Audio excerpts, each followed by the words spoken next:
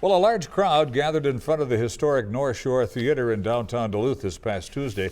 At a news conference, officials announced a complicated financing deal was finally in place for a $30 million renovation of the Art Deco building. Sherman Associates now officially has ownership of the building and will manage construction. After the news conference, we spoke with Sherman's Richard Kyman about the project. My role is I'm Senior Vice President of Construction for Sherman Associates and Vice President for Craftsman Construction. And we will provide oversight for the project and work with Johnson Wilson Constructors, local firm, Jamar Companies and Parsons, along with TKDA, and will facilitate overseeing the completion that the plans get built the way that we need them to. We'll work and act as a liaison between the Playhouse, who obviously has a vested interest that the theater is a functioning theater. So that'll be my role to ensure that the end product. We know that there will be unforeseens that we'll have to navigate, and everybody's well aware of that. So those players that I mentioned have all been at the table with us for the last 3 to 4 years. So, and that's quite a commitment on their part. And obviously, bringing it up to ADA compliance is huge. I mean, the number we have 4 separate elevators, I believe, that are going in, 5 if you count the couple lifts. So there's a lot of those. That's one of our big pieces that was very critical for parts of the financing. The building needed to be ADA accessible. And then always to maintain the integrity of the historical component of the Norshor Theatre.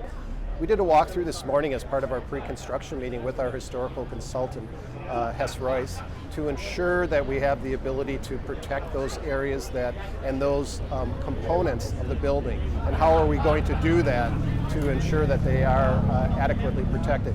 All the while still facilitate access to bring it to a modern theater. The theater has been in a high degree of disrepair. If you go up on the roof right now, you will see carpet and approximately 1,000 tires that are spread out up there too. So, you know, over the years, that water intrusion that has happened from that, we'll have to deal with that. And until you really open up, you won't see the effect of some of those. So those, from my perspective, there's certain components of the timelines of the project. Once we're through the demolition, I start feeling a little bit better, because if there is a problem, we'll know about it and we can better identify it and manage it. The Skywalk will be coming in what I would refer to as Skywalk level, if you will, level 3, which will basically connect through the Gray Salon building into the Skywalk that connects to the city-owned parking lot. Therefore, patrons can park in the ramp, walk through the Skywalk, come in down through into the box office areas, enjoy the theater, go up, and then navigate back, and therefore stay out of the elements. And so joining us now in studio to talk about the restoration of the Norshor Theatre is the mayor of Duluth, Emily Larson, whose staff has been working to put this deal together. Yep. And Christine Seitz is executive director of the Duluth Playhouse, which will occupy the renovated complex. Thank you both for being here tonight. You bet. Mayor, can you tell us why did it take so long to get this deal all wrapped up? Well, there's a lot of people in the kitchen. That's really part of it. In fact, we were just talking beforehand that there are a lot of vested interests, and we did choose a more complicated path for this by bringing partners aboard and making it work in that way. And what you find when that happens, I mean, $30 million is a significant investment. We're talking about Skywalk, we're talking about ADA, these elevators, and then the needs for performance.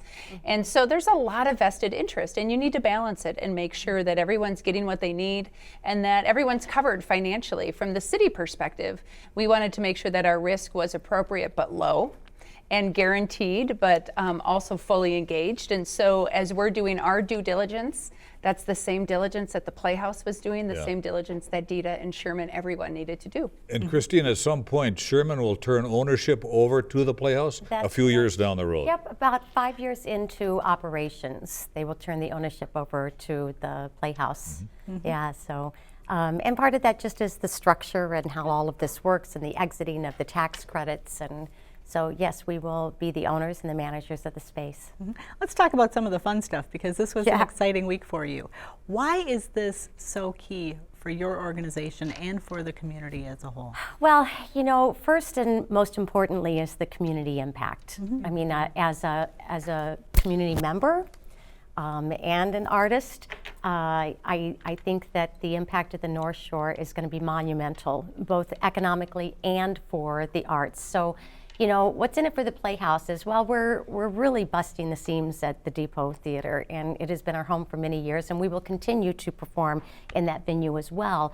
But, you know, like all businesses, arts groups aren't any different, that you look for capacity building opportunities so you can continue to grow and thrive and advance the arts in the Northeast region. And the Norshor Theatre is key to that for many of the local arts groups that are seeking this size venue that will come fully equipped with the lights and the support that you need to produce. And this is one of the highlights at the Norshor Theatre, and something that was very important to the Playhouse is that the Norshor would be built out with the equipment and the supplies for groups to use, and not just theater, right. music, dance, and they're all different disciplines, and they have different requirements, and that is part of this package, so that they can have a home that will support their work.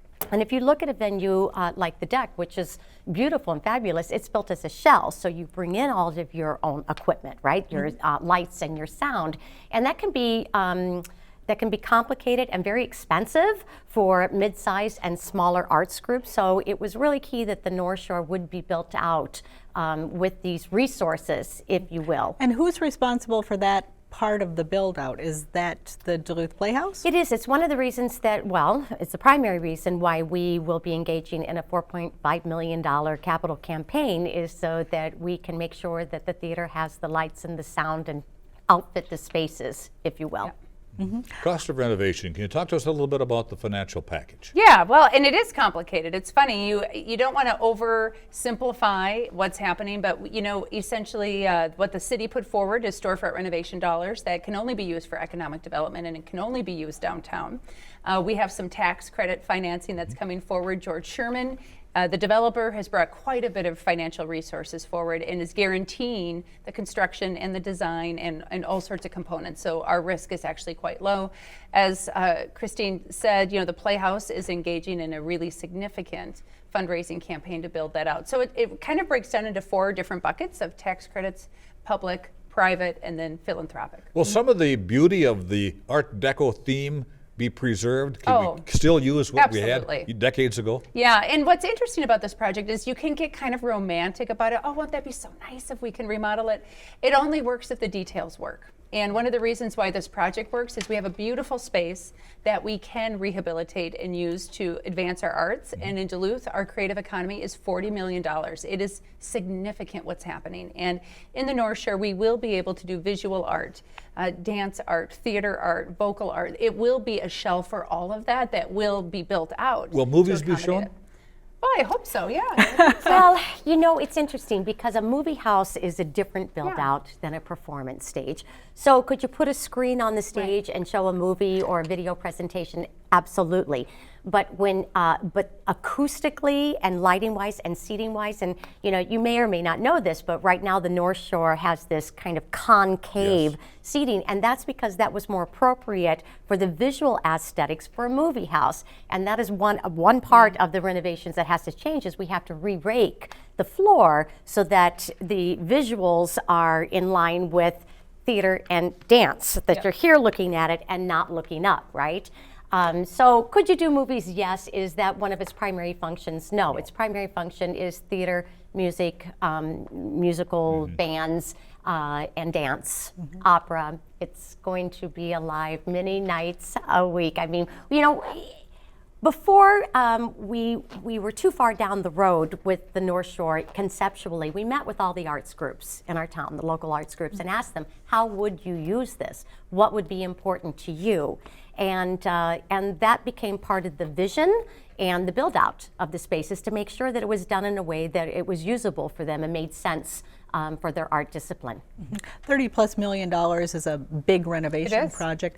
What's the condition of the building, and what are some of those pieces that have to be done? Well, some of it is ADA compliance is really expensive, and of course the Skywalk comes with this whole project, and there's quite a bit of cost that comes with that. I was listening to Richard, you know, in the tape you were playing ahead of time, and he's talking about the condition of the roof and things that are happening up there.